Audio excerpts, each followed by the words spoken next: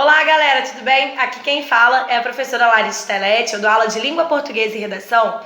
E neste vídeo eu vou falar com vocês sobre dois assuntos muito importantes, tanto para a parte de redação, quanto para o aprendizado dos mecanismos linguísticos aí referentes à língua portuguesa. Então nós vamos falar sobre regência e concordância. Em primeiro lugar, o que seria a regência? A regência está relacionada à capacidade de uma palavra precisar ou não, de ter outro elemento que faça uma união com a palavra que virá posteriormente. Como assim, professora? Imagina o seguinte, eu chego para vocês e eu digo assim, olha, eu amo. E aí você me pergunta, ama quem? Viram? Beleza. Aí eu falo, eu amo João. Ótimo. Foi direto, né? Entre o verbo ali amar e o João, eu não precisei de nenhum elemento de conexão. Mas quando eu digo eu gosto, você me pergunta, você gosta de quem? E aí eu falo, eu gosto do João. Perceberam? Agora, entre o verbo gostar e o João, existe um elemento de união, um conector, que é a preposição. E essa vai ser a ideia da regência. Observar se a palavra precisa ou não de preposição para fazer o elo com outro termo. Beleza? De um modo geral, é tranquilo ver casos de regência, não é isso? Quem gosta, gosta de alguma coisa. Ótimo. Quem está apto a alguma coisa. Mas se vocês observarem, já existe uma diferença entre a palavra gostar e apto, certo? Gostar é um verbo. Então, eu gosto do quê? Como é o verbo que pede a preposição, a gente fala que é um caso de regência verbal. Por outro lado, quando eu digo eu estou apta é um adjetivo. Em língua portuguesa, aquilo que não é verbo, a gente vai chamar de nome. E aí, se eu estou apta a passar, por exemplo, esse a foi pedido pela palavra apto, que é um nome, então seria um caso de regência nominal. Muito bem, mas qual é a confusão nisso? Existem algumas palavras que têm regrinhas muito específicas. Isso acontece pelo seguinte, às vezes, a mesma palavra, ela pode trazer significados diferentes. Para a gente conseguir mostrar que se trata de sentidos diferentes, a regência, a preposição usada, pode ser um grande auxílio. Então, observa o primeiro caso. O verbo aspirar. Eu posso dizer aspirar no sentido, por exemplo, de cheirar, de respirar, mas eu também posso no sentido de desejar, de querer, de objetivar. São sentidos completamente diferentes. E aí agora, na mesma frase, eles podem ser estabelecidos. Imagina, eu digo, por exemplo, que você é uma pessoa que está muito cheirosa. Certo? Eu falo, nossa, mas que cheiro maravilhoso. E aí eu falo que eu aspirei o seu perfume. Eu senti o seu perfume. Perceberam? Então, nesse caso, não há regência preposicional. Eu digo, aspirei o perfume. Ótimo. Mas imagina agora que eu vá a uma loja. Eu falo, nossa, gente, perfume maravilhoso. Eu quero voltar aqui e comprar aquele perfume. Agora é o meu desejo. Eu quero com tudo esse perfume. Não é mais o sentir, perceberam? Não é o cheiro, é a vontade, o desejo. Eu quero ter, é almejar alguma coisa. Então, nesse sentido, eu digo que eu aspirei ao perfume. E aí agora eu vou precisar desse auxílio da preposição a para dar exatamente essa ideia de desejo, de vontade. Beleza? E isso vai acontecer com outras palavras. O segundo verbo que eu vou tratar aqui, eu vou sempre trazer para vocês os casos mais importantes e que mais aparecem em prova, é do verbo agora assistir. E ele pode ter 3 significados. Eu posso, por exemplo, dizer assistir no sentido de dar assistência. O que o médico faz, por exemplo, com o paciente. E eu falo, o médico assistiu o seu paciente. Nesse caso, também não é necessária a regência por preposição. Muito bem? Mas eu posso dizer assistir no sentido de ver. Por exemplo, eu vi o jogo. E aí, nesse caso, o assistir vai precisar do auxílio da preposição a. Então, eu assisti ao jogo. Perceberam? Quem assiste nesse sentido de ver, assiste a alguma coisa. Muito bem? E existe ainda um terceiro sentido, que é pouco usado, mas é bem importante, que é no sentido de morar, de residir. Mas quem mora, não mora em algum lugar? Quem reside, não reside em algum lugar? Então, assistir no sentido de morar, ele vai seguir a mesma lógica, regido pela preposição em. E eu posso dizer, por exemplo, que eu assisto em um castelo muito lindo e grandioso. Perceberam? Agora eu moro nesse castelo.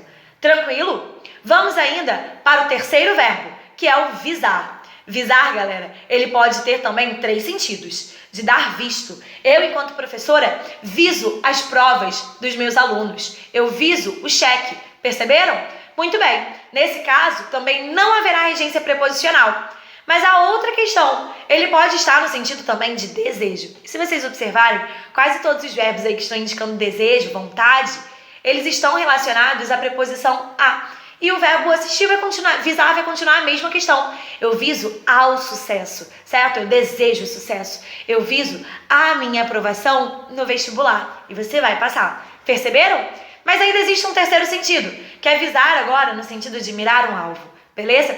Então, eu viso o alvo, beleza? Eu aponto para ele e eu vou naquela mira. Muito bom. Tranquilo? Nesse último caso, também não haverá regência preposicional. Há ainda um caso muito interessante, que é dos verbos esquecer e lembrar. E aí a gente às vezes não entende por que isso acontece. Mas imagina, alguém pode chegar pra mim e falar assim: nossa, Larissa, o seu rosto lembra muito o rosto da sua mãe. E quer dizer que se parece. Mas eu posso dizer algo do tipo: nossa, todos os dias eu me lembro do rosto da minha mãe. Eu trago esse rosto à minha memória. Perceberam? Então, com os verbos esquecer e lembrar, a regra é a seguinte: quando eles forem pronominais, ou seja, estiverem ali com o auxílio do lembrar-se, certo? Essa partícula C. Muito bem. Então, eu me lembro, tu te lembras, ele se lembra. Eu me esqueço, tu te esqueces, ele se esquece. Quando acontecer isso, eles são regidos pela preposição de. Eu me lembro do rosto da minha mãe, certo? Ele se lembra do rosto da mãe dele. Viram?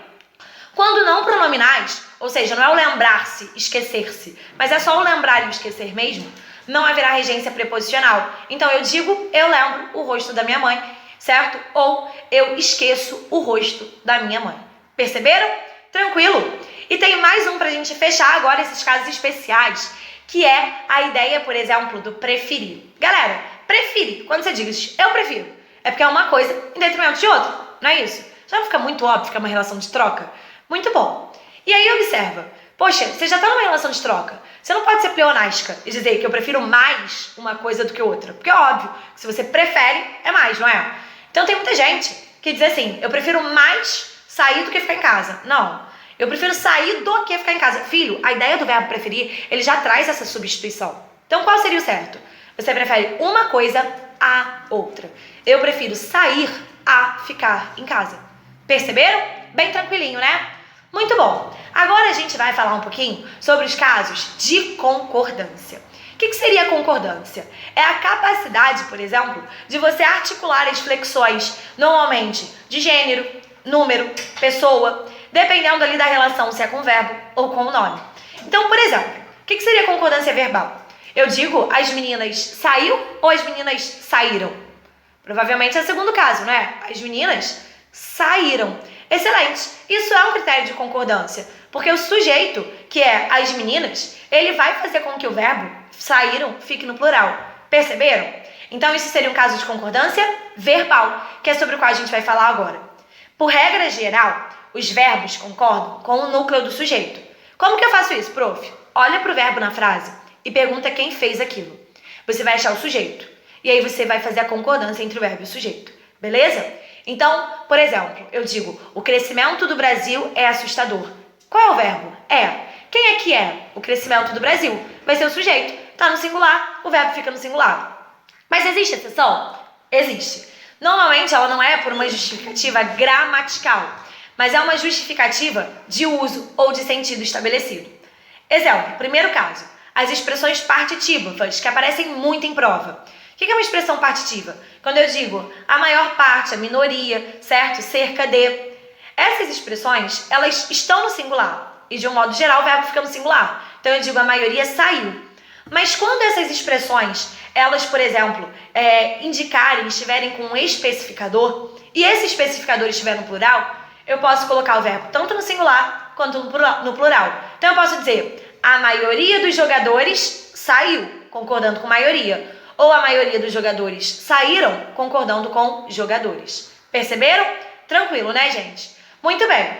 A próxima questão em relação à concordância é com os verbos impessoais. O que seria o verbo impessoal? Imagina, eu digo assim, choveu muito aqui em Blumenau. Tá, choveu. Quem é que praticou essa ação? Eu não falei que para achar o sujeito, a gente pergunta quem? Mas é um fenômeno da natureza, né? Não fui eu que chovi, não foi a cidade. É um evento natural. Nesses casos, o verbo sempre fica no singular, porque ele não tem sujeito. Então ele não tem como concordar com o sujeito, certo? toda a indicação de fenômeno da natureza, mas existem outros dois casos ainda. As indicações de tempo. Tempo também é algo que eu não consigo controlar. Tem gente que adora, mas não dá, galera. Então, olha lá. Verbo haver e fazer no sentido de tempo. Há 10 anos eu vivia, certo? Aqui. Muito bem. Faz 10 anos que eu te conheço. E não faziam 10 anos. Fazem 10 anos. Perceberam? É sempre faz. O verbo fica no singular. E existe ainda mais um caso, que são os verbos haver e ter no sentido de existir. Há pessoas aqui. Ou seja, existem pessoas aqui. Observem que o verbo existir, ele se flexiona. Mas o verbo haver, ele não se flexiona. Ele continua na forma de singular. Beleza? Muito bom. Existem mais casos? Sim. Uma que acontece muito é com o pronome relativo. E nós vamos pensar em dois pronomes relativos. Que e quem. E aí, nesses casos, imaginem o seguinte. Eu digo, fui eu que... Eu concordo com a pessoa, então fui eu que fiz. Foste tu que fizeste, beleza? Mas tem um caso a mais que é muito importante pensar, que é do pronome quem. Nele existe dupla possibilidade. Ou você concorda com a pessoa, ou você coloca na forma fixa do verbo, que é a terceira do singular. Então eu digo, fui eu quem escrevi, ou fui eu quem escreveu, beleza? Vamos recapitular as pessoas do discurso? São primeira, segunda, terceira. Primeira pessoa é quem fala, eu ou nós. Segunda pessoa é com quem se fala, tu ou vós. E a terceira pessoa é de que se fala ou de quem se fala, ele, ela, eles, elas. Beleza? Nesses casos, nós vamos ter também uma ordem de prevalência. Toda vez em que a primeira pessoa aparece, você flexiona em relação a ela. Quando vem a segunda pessoa, você faz isso, e a terceira pessoa, beleza. Então, por exemplo, eu e tu.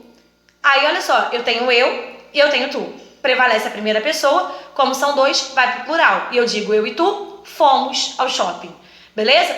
Tu e ele são dois. Então você também coloca no plural, mas prevalece a segunda. Então, tu e eles, por exemplo, falais muito. Viram? Tem que colocar ali naquela flexão de voz que é meio tensa. Muito bom. Compreenderam isso? Então, essa prevalência de pessoas. E o último caso que eu vou trazer aqui para vocês é com a expressão um, dois, que. E aí ela também tem dupla concordância, porque o um está no singular, mas esse dois está no plural e dá uma confusão. Então eu posso dizer que você foi um dos que passou ou um dos que passaram. Muito bem? Essas duas são permitidas.